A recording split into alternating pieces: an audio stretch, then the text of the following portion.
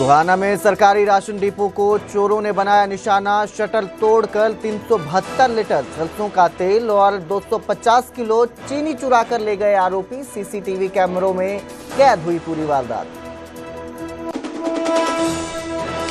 शादी के बंधन में बंधे पहलवान दीपक पुनिया। हिंदू रीति रिवाजों के साथ संपन्न हुई शादी। पिता के दोस्त की बेटी शिवानी के साथ लिए 7 फेरे।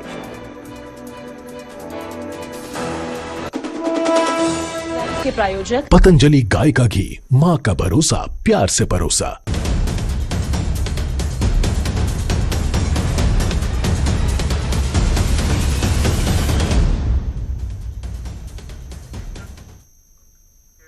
नमस्कार, स्वागत है न्यूज 18 पंजाब हरियाणा में। मैं आपके साथ कुलदीप भारद्वाज। हरियाणा प्राइम की शुरुआत करेंगे मुख्यमंत्री नायब सिंह सैनी की प्रेस कॉन्फ्रेंस के साथ। मुख्यमंत्री नायब सिंह सैनी ने आम बजट को लेकर प्रेस कॉन्फ्रेंस की और कहा कि 3.0 मोदी सरकार 3.0 का ये जो बजट है ये ऐतिहासिक है।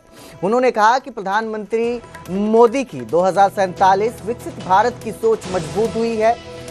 रफ्तार, क्षमता और सबका साथ, सबका लक्ष्य जो है ये बताया है इस बजट को। उन्होंने मुख्यमंत्री ने अपनी प्रेस कॉन्फ्रेंस में कहा कि एमएसएमई प्रावधान से हरियाणा के उद्योगों को लाभ होगा, वहीं मैन्युफैक्चरिंग और ऊर्जा के क्षेत्र को भी नई ताकत मिलेगी। इसके साथ ही उन्होंने कहा कि जो बजट पेश हुआ है उसके तहत सेमीकंडक्टर, बायोफार्मा को भी बढ़ावा मिलेगा।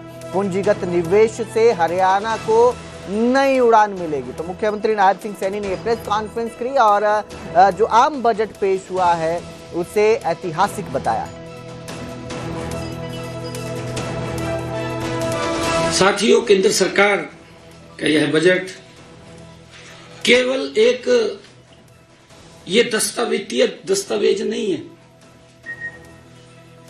ये एक वित्तीय दस्तावेज नहीं है, बल्कि यह भारत की उस तस्वीर को पेश करता है जिसमें भारत आत्मनिर्भर, प्रतिस्पर्धी और सामाजिक रूप से संवेदनशील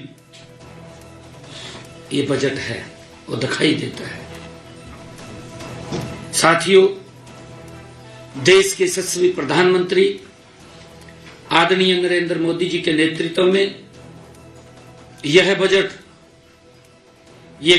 इस बजट में विकास भी है, इस बजट में विश्वास भी है। और साथियों, इस सिद्धांत पर आधारित यह बजट है कि हरियाणा जैसे अग्रणी राज्य के लिए इसमें अपार अवसर निहित हैं। साथियों, यह बजट उस भारत की सोच को दर्शाता है जहां विकास का मतलब केवल बड़े शहर नहीं है, बल्कि गांव, किसान, महिला, युवा और श्रमिक भी हैं। साथियों, जहां अर्थव्यवस्था मजबूत हो लेकिन समाज का अंतिम व्यक्ति भी सुरक्षित और सम्मानित महसूस करे, ये बजट उस दिशा में ये महत्वपूर्ण बजट पेश किया है। साथियों, इस बजट में विकसित भारत के जो स्तंभ हैं, गरीब है, युवा है, महिला है, किसान है, को इसके केंद्र में रखा गया है, उनके ऊपर फोकस किया गया है। आदरणीय प्रधानमंत्री जी ने इसके बारे में कहा भी है। उन्होंने माननीय प्रधानमंत्री जी के कुशल नेतृत्व में साथियों हमारी विकास नीति के ये मूल मंत्र भी है। हम सब इस बात को जानते हैं। साथियों, इस बजट का मूल उद्देश्य संदेह के स्थान पर एक्शन, दिखावे के स्थान पर सुधार और लोक लुभावना घोषणाओं के स्थान पर ये जनहित को प्राथमिकता। सरकार ने इस बजट में लगभग 7% कि उच्च आर्थिक विकास दर को लक्ष्य बनाते हुए राजकोष की अनुशासन और सामाजिक न्याय दोनों के बीच संतुलन साधा है। मंत्री नायब सिंह सैनी बीते कल पंजाब दौरे पर रहे और इस दौरान सीएम नाभा के शाही हीरा महल पहुंचे। यहां उन्होंने शाही परिवार के साथ भोजन किया।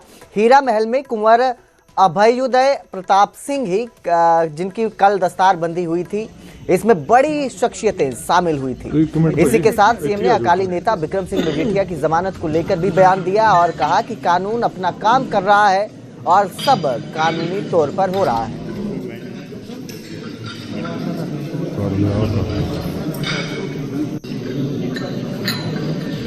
बड़ा गौरवशाली दिन है, ऐतिहासिक दिन है, महत्वपूर्ण दिन है। नाभा ईसाई परिवार दे विच जो साडे कुंवर अभ्युदय प्रताप सिंह जी जिन्हां दी दस्तारबंदी, ये केवल एक परिवार का ये कार्यक्रम नहीं है साथियों, बल्कि यह उस महान साडी संस्कृति कुल किया, साडी वो महान कुल किया राजवंश की विरासत का ये पुनरुद्धार है, जिसने सदियों से हमारे साडे क्षेत्र के समाजिक आध्यात्मिक परिदृश्य ਨੂੰ दिशा देने का काम किया है। पंजाब की सियासत ਨੂੰ किस तरह देखते हो? मजीठिया ਨੂੰ ਅੱਜ जमानत मिली 7 ਮਹੀਨਿਆਂ ਦੇ बाद, इस तरह देखते हो तुसीं? नहीं, देखिए कानून अपना काम कर रहा है और कानून के तहत ही जो भी कुछ हुआ है वो कानून अपना काम कर रहा है। उसमें रोहतक में भारत राष्ट्रीय एथलेटिक्स चैंपियनशिप शुरू हुई और सीएम नायब सिंह सैनी ने इसका शुभारंभ किया। चैंपियनशिप को लेकर मुख्यमंत्री नायब सिंह सैनी ने कहा कि ये प्रतियोगिता समावेशी खेल नीति का सशक्त प्रमाण है, युवाओं को उनके क्षमता के अनुसार आगे बढ़ाया जा रहा है। साथियों, स्पेशल ओलंपिक केवल प्रतिस्पर्धा तक ये सीमित नहीं है, बल्कि इसमें प्रशिक्षण, सहभागिता, आत्मविश्वास और आजीवन विकास का समान महत्व दिया जाता है। युवा साथियों, हमारे लिए खुशी की बात है कि स्पेशल ओलंपिक भारत को केंद्र सरकार ने ministry of youth affair and sports द्वारा भी मान्यता दी गई है। साथियों, यह हमारे देश की उस समावेशी खेल नीति का सशक्त प्रमाण है जो हर नागरिक को उसकी क्षमता के अनुसार आगे बढ़ाने का अवसर देने में भी ये विश्वास रखती है। साथियों, मैं बधाई देना चाहूंगा और मैं धन्यवाद भी करना चाहूंगा डॉक्टर मल्लिका नड्डा जी का। आपका योगदान भारत में स्पेशल ओलंपिक आंदोलन को मजबूती देने में ऐतिहासिक और प्रेरणादायक रहा है। साथियों, पिछले 3 दशकों से अधिक समय से आप इस आंदोलन से जुड़े रहे हैं। आपके नेतृत्व में समर्पण और संवेदनशीलता के कारण आज ही भारतीय स्पेशल ओलंपिक खिलाड़ी राष्ट्रीय और अंतर्राष्ट्रीय मंचों पर देश का नाम रोशन कर रहे हैं, तिरंगे का सम्मान बढ़ा रहे हैं। साथियों, हाल ही में इटली में आयोजित special Olympic world winter games में भारत के 49 सदस्यों के दल ने उसमें भाग लिया था।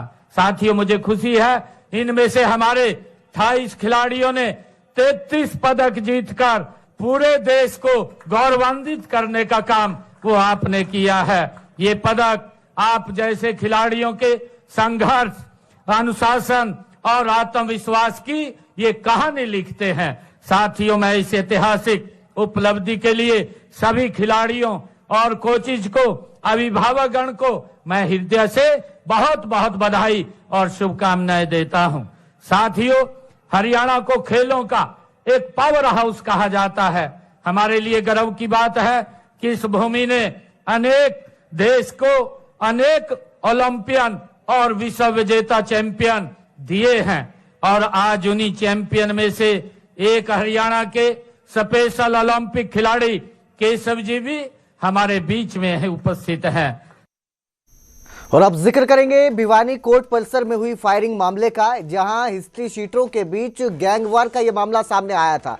2 अलग अलग एनकाउंटर्स हुए। इसके बाद पुलिस के साथ इन बदमाशों का एनकाउंटर होता है, जिसमें 8 आरोपियों को गिरफ्तार किया गया है। ये मुठभेड़ जो हुई है 2 अलग अलग जगहों पर हुई है, जिसमें 8 आरोपी गिरफ्तार किए गए हैं। इस दौरान 2 आरोपियों के पैर में भी गोली लगी है। वहीं भागने की कोशिश करते हुए 2 और आरोपी भी घायल हुए हैं। आयुष परमार ने अरविंद को अपना टारगेट बनाया था और बताया जा रहा है कि ये पूरा मामला दोनों गैंग्स के बीच पुरानी रंजिश का बताया जा रहा है। दोनों जो ये गैंग थे पुरानी रंजिश को लेकर आमने सामने आए। अभी 10 आरोपियों की इस पूरी वारदात को लेकर पहचान हुई है। वहीं 2 आरोपी अभी भी फरार बताए जा रहे हैं, जबकि 8 जो है एनकाउंटर्स के बाद गिरफ्तार कर लिए गए हैं। पुलिस के मुताबिक ये पूरा मामला दोनों हिस्ट्री शीटरों के बीच पैसे के लेन देन को लेकर जुड़ा हुआ है, जिसको लेकर दोनों के बीच रंजिश चल रही थी और इसी के चलते उन्होंने एक दूसरे को टारगेट किया।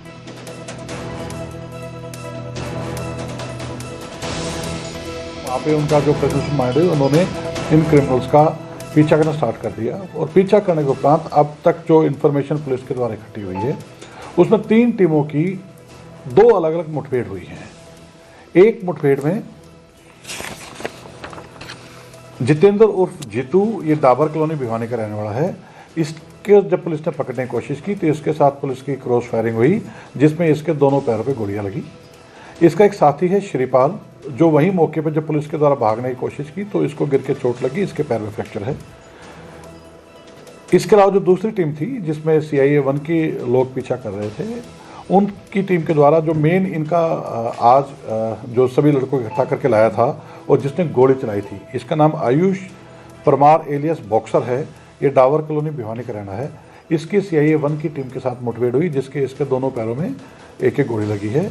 और इसके जो एक अन्य साथी है इजराइल सन ऑफ लतीफ़, ये भी उस टाइम मौके पे था और इसके पास भी वेपन था। इससे कि भागते हुए पैर में चोट लग के इसके पैर में फ्रैक्चर आया है। कुल मिला के वहाँ पे जितने भी अभी तक की इन्फॉर्मेशन आई है, पुलिस के द्वारा अभी तक कॉम्बिंग ऑपरेशन चल रहा है। और उस कॉम्बिंग ऑपरेशन के दौरान जो आज इस सारे ये लोग जिसके लिए इकट्ठे हुए थे, जिसको यहाँ पे बीनू के नाम से पहचाना जाता है, बीनू की कोर्ट में आज एविडेंस थी अपने पुराने केस में जिसका वो कंप्लेनेंट था, उसको सहित अभी तक कुल 8 लोगों को पुलिस के द्वारा राउंड अप किया गया है, जिसमें से 4 अभी घायल अवस्था में हॉस्पिटल में हैं और बाकी 3 को पूछताछ के लिए पुलिस ने अभी हिरासत पे लिया है। तो वहीं रेवाड़ी जिले के गांव सांजरपुर से टांकड़ी रोड पर एक दर्दनाक सड़क हादसा हुआ। एक प्राइवेट स्कूल बस और कार आमने सामने से टकरा गई और इस भीषण टक्कर के बाद